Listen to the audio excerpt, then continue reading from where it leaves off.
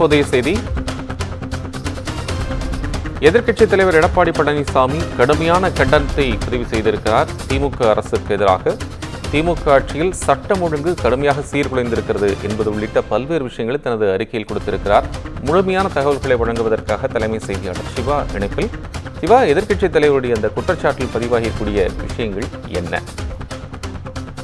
கோபால், ஆடிப்பெருக்கன்று காவிரி ஆற்றங்கரையிலேயே கொலை நடப்பது திமுக அரசினுடைய சட்டம் ஒழுங்கு சீர்கேட்டுக்கு ஒரு எடுத்துக்காட்டு என்று அதிமுக பொதுச் செயலாளரும் சட்டமன்ற எதிர்க்கட்சி தலைவருமான எடப்பாடி கே பழனிசாமி குற்றம் சாட்டி கடுமையாக திமுக அரசை சாடி இருக்கிறார். இது தொடர்பாக சமூக வலைதளமான எக்ஸ் தளத்தில் பதிவு செய்திருக்கக்கூடிய அவர், திருச்சி ஸ்ரீரங்கத்தில் காவிரி ஆற்றுப்பெருக்கை வேடிக்கை பார்த்து கொண்டிருந்த விராலிமலையைச் சேர்ந்த ரஞ்சித் கண்ணன் என்ற மாணவரை போதை கும்பல் அடித்து கொலை செய்துள்ளதாக வரக்கூடிய செய்திகள் அதிர்ச்சி அளிக்கிறது என்று குறிப்பிட்டிருக்கிறார்.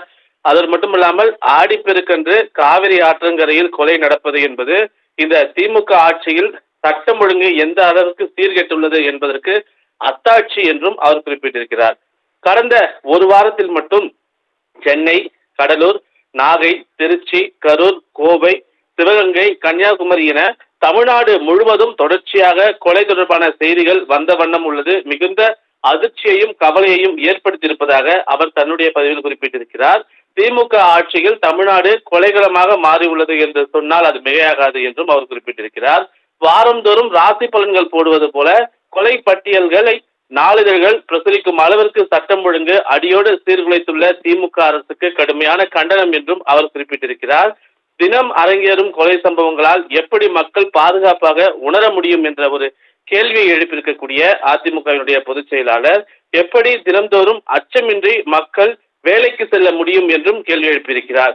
தமிழ்நாட்டினுடைய வளர்ச்சி என்பது திமுகவினருக்காக செய்து கொள்ளக்கூடிய விஷயங்கள் அல்ல என்று, வெறும் வெற்று விளம்பரத்திற்காக திமுக அரசை நடத்தாமல் சட்டம் ஒழுங்கில் முழுமையாக இந்த அரசு கவனம் செலுத்த வேண்டும் என்றும் அவர் முதலமைச்சர் மு.க. ஸ்டாலினை வலியுறுத்தி இந்த பதிவில் குறிப்பிட்டிருக்கிறார். கோபால், நன்றி சிவா, உங்களுடைய விவரங்களுக்கு நன்றி.